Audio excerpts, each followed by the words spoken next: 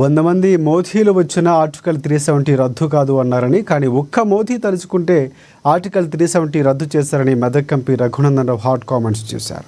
సిద్దిపేట జిల్లా గజ్వేల్ పట్టణంలో అహల్యాబాయి విగ్రహాన్ని పూలమాల వేసి ఆవిష్కరించిన అనంతరం గజ్వేల్ పట్టణంలోని వివేకానంద స్టాచ్యూ నుంచి ఇందిరా పార్కు చౌరస్తా వరకు ర్యాలీ నిర్వహించారు.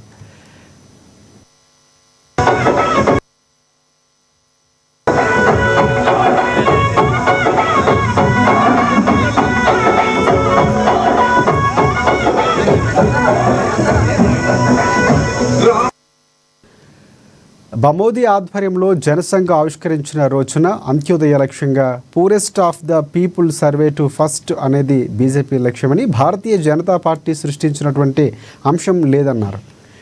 ఎవరు అడగకుండా రైతులకు అవసరమైనటువంటి ఎంఎస్పీ విషయంలో ప్రతి సీజన్లో రైతులు అండగా ఉన్నది బీజేపీ ప్రభుత్వం అన్నారు.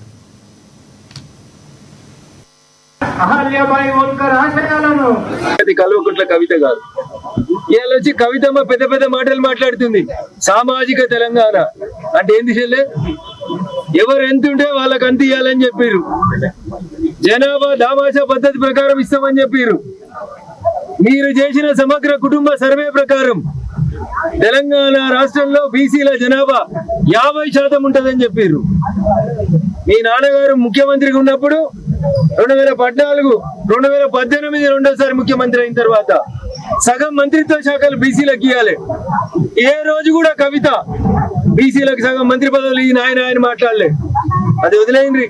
2014 జూన్ 2 చంద్రశేఖరరావు గారు ముఖ్యమంత్రి అయిన తర్వాత ఒక్క ఆడబిడ్డకు కూడా మంత్రి పదవి ఇవ్వకపోతే 5 ఏళ్లు ఎంపీ పదవిని అనుభవించినటువంటి కవిత వచ్చి ఇలా కేంద్రం మీద యుద్ధం చేస్తా, తాటాకుల చప్పుళ్ళకి ఉడత ఊపులకి భారతీయ జనతా పార్టీ భయపడది. ఇలా కవిత అర్థం చేసుకో. 300 సంవత్సరాల క్రితం స్త్రీల హక్కుల కోసం పోరాడి, స్త్రీ సమానత్వం కోసం పోరాడినటువంటి అహల్యాబాయి గారి